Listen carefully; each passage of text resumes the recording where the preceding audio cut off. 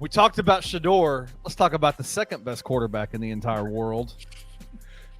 And that's one Archibald Charles Manning. Arch Manning in Texas.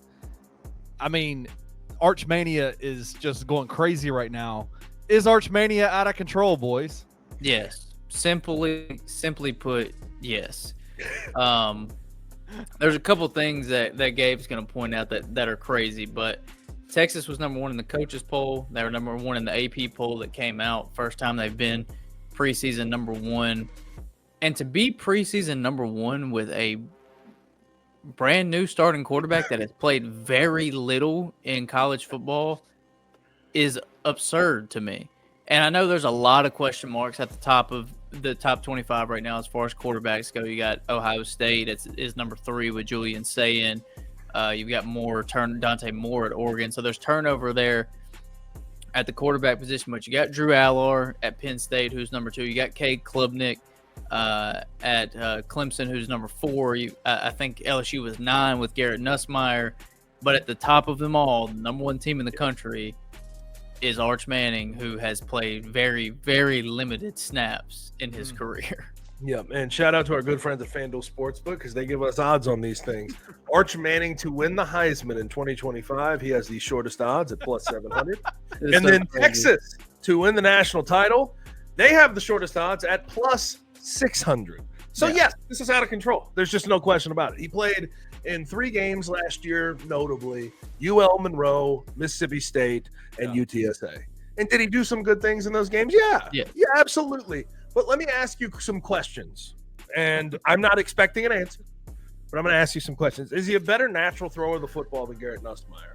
Is he a better natural runner of the football than DJ Lagway or Lenora Sellers? Like, what do we really, in your opinion, hang our hat on when it comes to Arch Manning? Because there's one thing very obviously that we hang our hat on, and that's his last name. His last name. Yeah. Like, because I don't think he is more talented at any facet of playing quarterback than quarterbacks that are already in college football right now.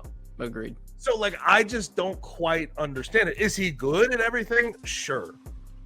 But that name is doing all the heavy lifting, and that scares the hell out of me. The expectations created for this kid are Heisman and national championship. And anything less than that being, I'm not calling it a failure, but like coming up short of the preseason expectations, that's insane to me. Yeah. Sometimes you just need to let a young quarterback be a young quarterback. Yeah. I don't personally expect Arch Manning to be the Heisman quarterback he's being cracked up to be. How could I? Yeah. And also to answer those questions from earlier, is he a better thrower of the football than Garrett Nussmeier, a better runner of the football than Lenora Sellers or DJ Lagway? Well, I think I can say with DJ Lagway and Lenora Sellers running the football, no, he's not. But, like, is he a better thrower of the football than Garrett Nussmeier? I have no earthly idea. I have no way of knowing.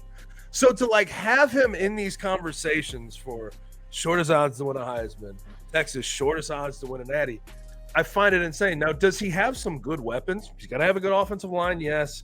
Ryan Wingo taken care of. Ryan Wingo's great. Quinn Wisner in the backfield. CJ Baxter coming back from injury in the backfield. I feel good about his supporting cast, and that could help him. And it most certainly will help him. But to act like he is like this quarterback that is leaps and bounds better than, or is he's going to be better than anybody else in the country, that's just a step that I cannot take with the kid. Yeah. I mean, personally think it would be awesome if he comes in and, like, lights the world on fire and is the story of college football. Like, it'd be awesome for the game. But like Gabe said, to put those kind of expectations on someone who is a first-time starting quarterback is so out of control. Because, I mean, we see these Gabe named some of the best quarterbacks in the country. Garrett Nussmeier, Lenore Sellers, talks about Cade Klubnik. Like, these guys are all projected first-round, potential top 10 picks this year, and they are not the favorite to win the Heisman is crazy. Like, for him to be the favorite to win the Heisman with very little game time at the collegiate level is absurd to think about. Go ahead. I'm sorry. Like, Garrett Nussmeier put up stupid numbers last year and had massive games. Lenore Sellers' potential is out of this world because he has a cannon for an arm and he can run all over anybody. Cade Klubnik can do it, throwing the ball and running the ball. Like, it just is crazy that he is the favorite to win the Heisman. But I will say, it kind of in another vein, I think the upside of this team is much higher with him at quarterback than Quinn Ewers. I think Quinn Ewers was really holding this team back. He was very indecisive. He lacked any upside for most of his career at Texas. Like, he never really put you over the top. He never really went out there and won you games. The only time that it looked like he was going to do that was 2 years ago against Alabama, and then he got hurt in that game. Like, that was the one game where people were looking at him going, this dude is lights out. Like, he is about to allow Texas to smack Alabama, and then he got hurt.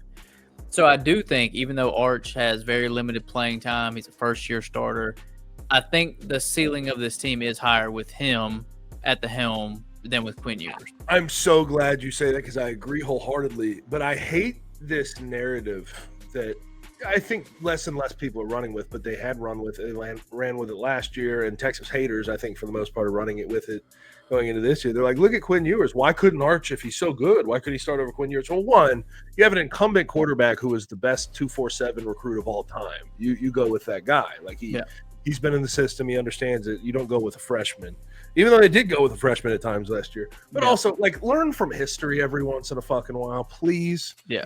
Please. Derrick Henry sat behind TJ Yeldon. Joe Burrow sat behind JT Barrett and Justin Fields.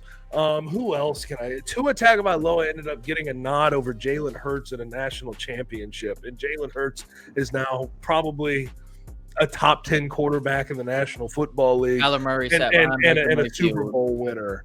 Like, the situation and sometimes politics dictates who runs out there and who gets the start. And I don't think Quinn Ewers was near bad enough to rationalize throwing in a freshman over him. Yeah. Especially with all you did to get him and retain him using NIL and the portal and everything else. So, like, I'm tired of that narrative. I'm glad you brought that up.